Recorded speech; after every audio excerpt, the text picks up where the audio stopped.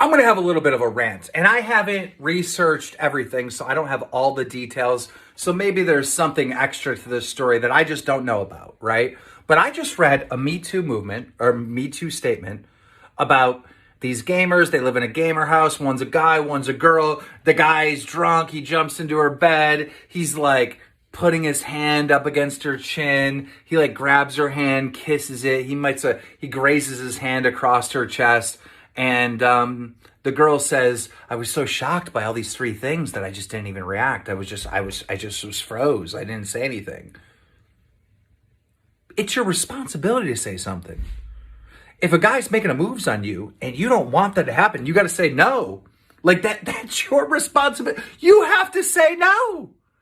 You can't just not do anything and then be like, "He wronged me." What? You gotta say no. You have to say no. And what are we talking about? This? We're talking about kissing a hand? That's what we're talking about? Now, if you would have said to him, "Get away from me," and he still grabbed your hand and kissed it, fine. But when you say nothing, no like, "Hey, you're crossing the line, hey, too much," and he just kisses your hand, why didn't you pull your hand away? Like, I don't get it.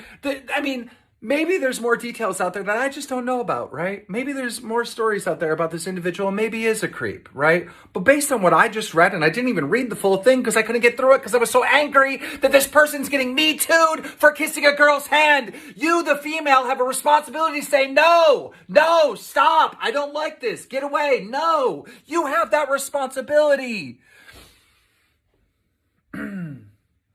I don't have all the details, but if this whole man's career is completely finished and ruined from kissing a girl's hand, I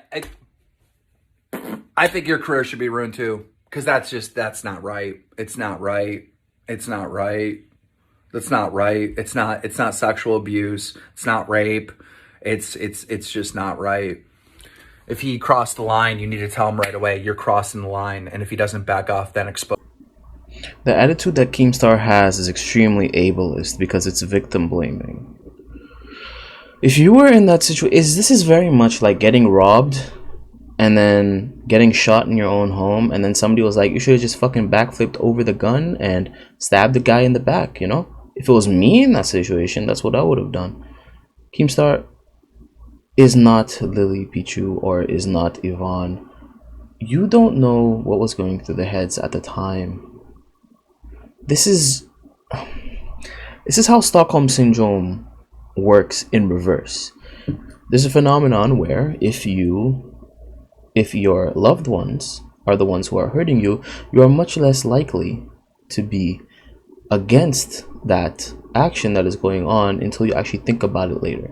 So Fed was their friend and decided to do this. So in their mind, Fed is harmless. So it takes a little bit for the mind to adjust to this new dynamic that's going on here. Maybe if you knew anything about how people actually fucking worked, then you would know this. As usual, Keemstar being a filthy, disgusting human being as usual. I was in the middle of editing my next video when I ran across a rant that Mr. Keemstar did on Twitter. And it was concerning the whole offline TV situation that was revealed to us yesterday about Fedmyster being particularly creepy. I think that's the best way I can put it without being too slanderous. Now, of course, there are two sides to every story. Keemstar is right, but Fed agreed. Fed admitted it. So I don't really get why Keemstar is mad here. And on top of the fact that Keemstar didn't even read the entire paste bin that Lily and Yvonne made. In fact, Fed did do this with several other girls. How many we don't know, wasn't specified. And he did all those sequential times after he was confronted by Yvonne about it. And you know, he lied about not remembering. Well, according to Yvonne, it is believed that Fed lied about not knowing what he was doing while he was drunk, and it happened twice. and there's also an account of Fed trying to take advantage of a heartbroken Lily Pichu in that situation. And honestly, I'm all for it. I'm 100% in agreement with what Offline TV's decision was towards removing Fed from Offline TV and basically fucking nuking him from the face of the group, I guess. I'm not with, removing Fed's entire fucking livelihood and canceling him. I'm not okay with that. There are degrees in hell, and what I'm about to say is just gonna sound really bad, but he didn't violently sexually assault anybody.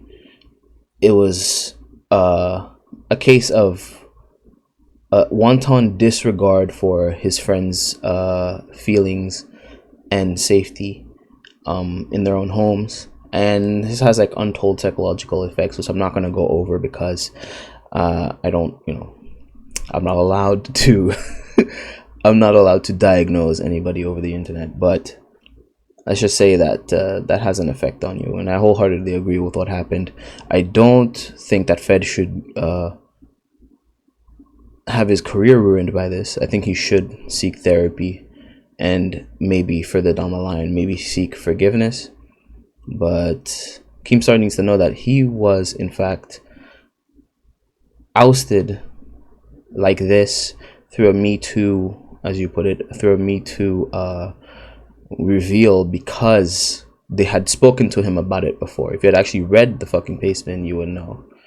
As you, who was trying to give Fed the benefit of the doubt, didn't give Yvonne or Lily the benefit of the doubt, which is very hypocritical, and as usual, Keemstar being Keemstar, well fucking done, 10 out of 10.